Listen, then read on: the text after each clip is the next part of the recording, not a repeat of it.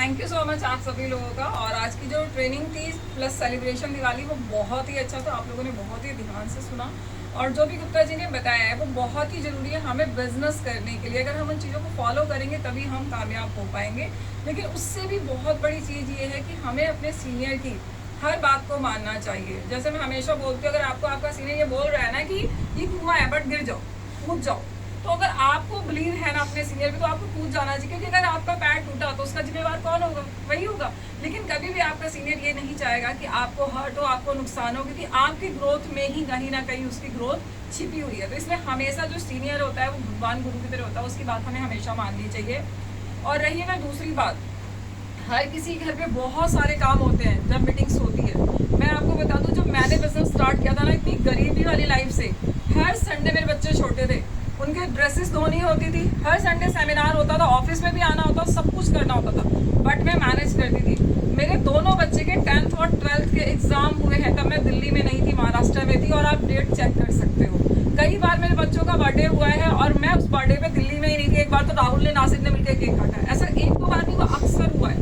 अक्सर होता है कि हमारे घर में कोई भी काम चल रहा है, कोई इलेक्ट्रिशियन आया, कोई आया है, हम घर पे ही नहीं होते। अभी इस संडे को एक वीक से मैं ट्राई कर रही थी कि कोई लड़ी वाला मिल जाए, लड़ी लगा दे, सारे बिजली वाले इतने बिजी थे। और मिला भी तो संडे को, वो भी 3 बजे फोन आ गया, जी मैं आ गया हूँ लगाने। अब मैंने बिटिया को बोला तू लगवा ले, वो कह रही मम्मी आप आ जाओ। मैंने कहा बेटा मैं सेमिनार छोड़ के तो नहीं आऊंगी। आपको पता है वो 1000 रुपये ले भी गया और उल्टी सीधी लगा के चला गया। लेकिन उससे कोई फर्क नहीं पड़ता, पैसा तो यहीं से कमाया है ना। तो इसलिए हमें मीटिंग की अहमियत बहुत ज़्यादा जरूर रखनी है। कोई भी बड़े से बड़ा काम हो सकता है, आप उसको छोड़ के मीटिंग में आएंगे तभी हम सक्सेस हो सकते हैं। क्योंकि अगर आज हम पैसा कमा रहे हैं, एंजॉय कर रहे हैं, तो सिर्फ इस कंपनी की वजह से, नहीं तो 100 रुपये नहीं होते थे कहीं आने जाने के लिए। और वही रिश्तेदार जो आज बुला रहे हैं ना, वो पूछना भी नहीं चाहते थे। तो इसलिए बहुत ज़्यादा जरूरी है कि आप अपनी मीटिंग को, त्यांश को अपनी ज़िंदगी माने। मैं त्यांश को अपनी लाइफ में ना सबसे पहला अहम रोल देती हूँ। मुझे बहुत प्यार है त्यांश से। मैं हर काम छोड़ सकती हूँ, नाते, रिश्तेदार, घर, लेकिन अपना त्यांश करना नहीं छोड़ सकती। कोई भी मीटिंग हो, कुछ भी हो, बट मैं त्यांश को जरूर करती हूँ। और मैं एक छोटी सी बात और कहूँगी, जो गुरु बोलता है ना वो जरूर करना चाहिए। एक छोटी सी स्टोरी मैं आपको बोलती हूँ।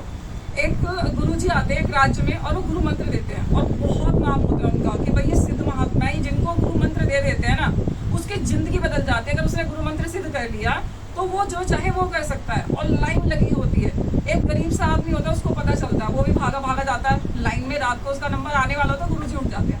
3 दिन जाता है, गुरुजी नहीं मिलते। फिर वो कहता है यार कुछ तो करना पड़ेगा। वो रात को गुरुजी सो रहे होते हैं, झोपड़ी में घुस जाता है, बोलता है गुरुजी गुरु मंत्र दे दो। गुरुजी उसको भगा देते हैं डांट के। जब वो सुबह नृत्य के लिए जाते हैं 4 बजे नदी के पास, वो जैसे ही बैठते हैं लोटा लेके वैसे ही पहुंच जाता है और बोलता है गुरुजी गुरु मंत्र दे दो। इतनी तेज उनको गुस्सा आता है, वो बोलते हैं मारब लोटा को बढ़िया फोड़ दो। अब इतना जैसे ही बोलते हैं ना, वो भाग जाता है डर के मारे। तो उसको ये समझ में आया कि यही मंत्र है जो मेरे गुरुजी ने दिया है। और वो घर आके उसको रटना शुरू कर देता है। रटना तो उसकी बीवी कहती है अरे क्या है ये? कह रहा तुझे पता नहीं है, ये बहुत बड़ा सिद्ध मंत्र है, मेरे गुरुजी ने बोला। बोले खाना तो खा लो। बोला खाना खाऊंगा तो भूल ही नहीं जाऊंगा। बोलती मैं आपकी जगह करती हूँ, आप खाना खा लो। और उस मंत्र को सिद्ध करते करते करते कई साल होते हैं और गुरुजी चले जाते हैं वहां से। और एक दिन राजा, वो राज्य होता है, उस राजा की लड़की को कोई भूत लग जाता है। और वो मतलब बहुत बड़े बड़े विद्वान पंडित सब आते हैं और ठीक नहीं होती है। तो किसी से इसको पता चलता है और वो आता है राजा को, बोलता है मुझे एक मौका दो, मैं इस भूत को भगा दूंगा। वो कहते हैं अच्छा, इससे तेरे से बड़े बड़े विद्वान आए हैं। बोला मैं भगा दूंगा। और वो बोलता है लेकिन मेरी शर्त है, अकेले इस लड़की के साथ मुझे कमरे में जाने दो 5 मिनट के लिए। वो जाता है और उसके कान में बोलता है यही मंत्र, मारा खोपड़िया फुलौटा से फोड़ दे सर।